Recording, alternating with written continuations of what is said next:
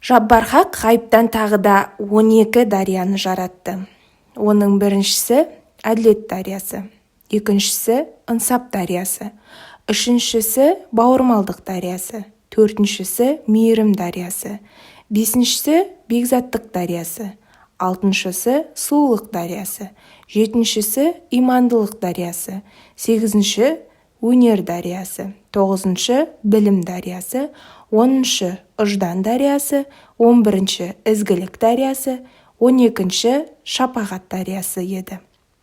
Пайғамбардың нұрын әр дарияға 1000 жылдан малындырып шомылдырды.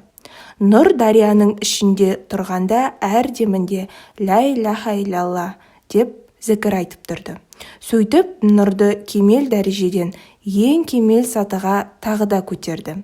Дариядағы барлық ізгілік пен парасат нұрға сіңіп толысты. Ол дариядан шыққан соң Құдай тағала 4 бұтақты бәйтерек жаратып, тауысты теректің үстіне салтанатпен қондырады. Оның басына ләулік тәжін кигізді.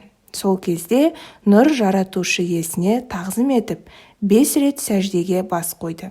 Кейін бұл ишара 5 уақыт намаздың негізіне айналды. Толықсып тұрған нұрдан тіршіліктің барлық мүшесі жеке дара бөлініп шыға бастады. Алдымен тауыстың денесінен 124 000 тамшы үзіліп түсті. Олар сол мезетте 124 000 пайғамбардың рухына айналып шыға келді. Жақсының өңі қарайса да, көңілі қараймайды.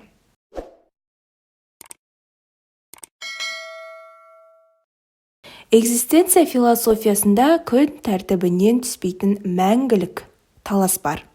Не үшін адам болмысында әділдік, өлімге дайындық, өкіну, тәубе ету, ар-ұят, жауапкершілік, еркіндік сияқты феномендер бар? Бұл қасиеттер айуанда жоқ. Ендеше адамның осы қасиеттері қай қабатынан шығып жатыр? Логотерапия бойынша бұл қасиеттер адамның ноэтикалық аймағынан шығады. Логотерапия ау бастан адамды 3-ке бөліп зерттейтін. Бірінші адамның физикалық қабаты, яғни биологиялық тәні. Бұл адамға, айуанға, өсімдікке ортақ дене. Екінші психикалық қабаты, яғни эмоция, рефлекс, нерв талшықтарының әрекетінен тұрады. Бұл қабат өсімдікте жоқ, адам мен айуанға ортақ келеді. Үшінші рухани қабат. Бұл айуанда жоқ, адамда ғана бар. Адамды жан-жануардан ерекшелеп тұрған да осы қасиеттері, яғни адамның рухани болмысын айқындайды. Хиссадағы нұсқа бойынша нұр 12 дарияға шомылған сәтте өз бойына осы экзистенциялық қасиеттерді дарытады. Экзистенция философиясы сұрақты енді былай қояды.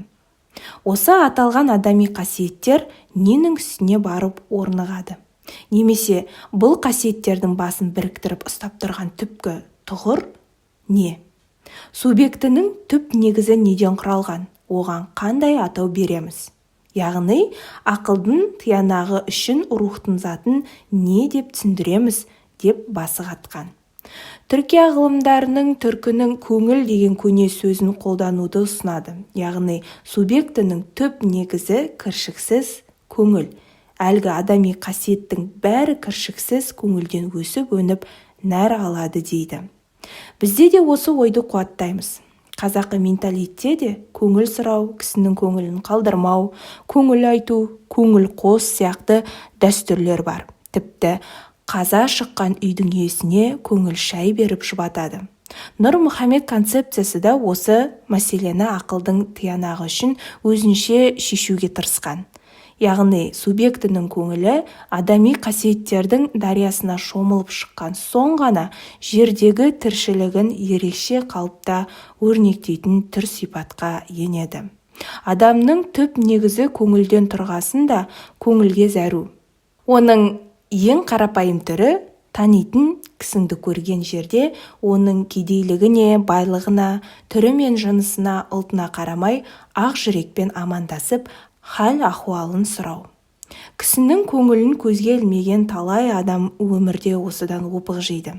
Байқамай не әзілдеп кісінің көңіліне тиген кей кісілер осы қателігінің 20-30 жылдан соң да алдынан кедергі болып шығатынын білмейді. Мұның кесірінен оның ең ірі жобалары мен жоспарлары күл-талқан болады. Көңілі қалған кісі кек алуды ұмытпайды. Көңілден су ішеді деген. Шынайы көңілмен берілмеген сый-сияпаттың да түбі проблемаға айналып кете беретіні осы. Көбіне көңіл бағудан ләззат алатын сопылар да мынадай тәмсіл бар. Құдай тағала бір адам мен екінші бір адамның арасына көзге көрінбес әйнек жасырған. Ол әйнекті көңіл деп атайды. Адам сол әйнек арқылы ғана жұртпен араласа алады. Әйнекті жиі сүртіп тұрмасаң, шаң басады. Беті кірлесе немесе буланса, айналадан еш нәрсе көрсетпейді. Сондықтан оны үнемі сүртіп тұру керек. Сол сияқты адамды да жұртпен араласқанда жиі көңіл бағып тұрмаса, әйнегі кірлеп кетеді. Әйнектің ең қауіпті тұсы оны сындырып алмау. Сындырған әйнекті жамағанымен бәрібір шытынаған ізі білініп тұрады.